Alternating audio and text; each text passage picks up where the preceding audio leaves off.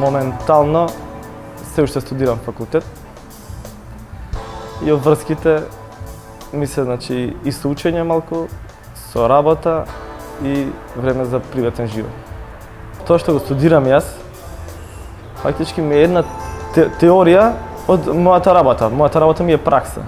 Тоа што го студирам е само теоретски и ми е многу лесно, пошто кога нешто знаеш во пракса, теоретски е многу полесно да го сватиш и да го објасниш. Све започна негдека после нова година, 2007 година. Дојде дома брат ми и ми даде еден предлог. Дојде и ми вика, истека уште масе договорот, вика, што викаш да земе да го работиме ние двајкено. И си викам, зашто да не? Доста веќе други не го работат двајкено, доста ние работиме за друг да ни газдува или да ни одредува работно време и све. Викам, може. За мене беше малце тешко.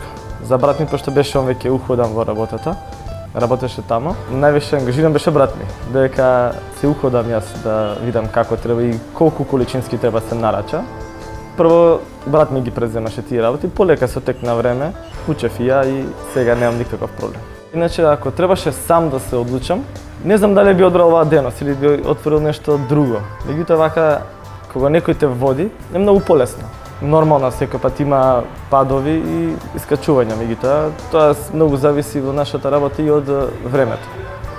Значи, зимно време кога помалце се движат луѓето, значи нема раздвиженост толку, опаѓа работата. Летно време и пролет кога се раздвижено сите, кога имаат тимул за излегување надвор, значи работата е зголемена.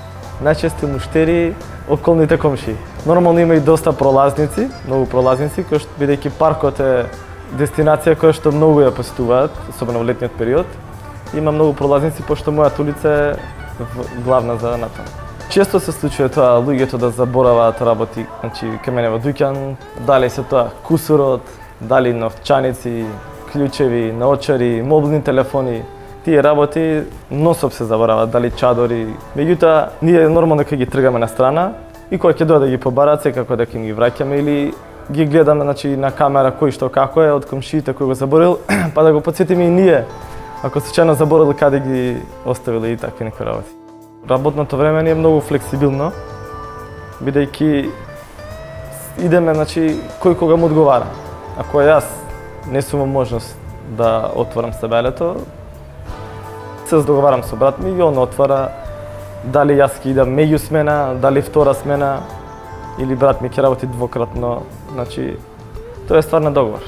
Во слободно време возам мотор, во слободно време, значи, сакам да шетам. Нормално и дружење со друштвото. Слободата е во работата, значи, опуштен си со мислите. Друго е кога имаш ти притисок од некој, значи, да имаш таргет да постигнеш, да мора толку и толку да продадеш до тој датум или нешто слично, не. Пошто најубаво е кога човек си работи сам за себе. Значи нема некој кој што ќе го надгледува или да му врши притисок. Човек кога си работи сам за себе, значи ќе си најде време и за све. И за приватен живот и за работа.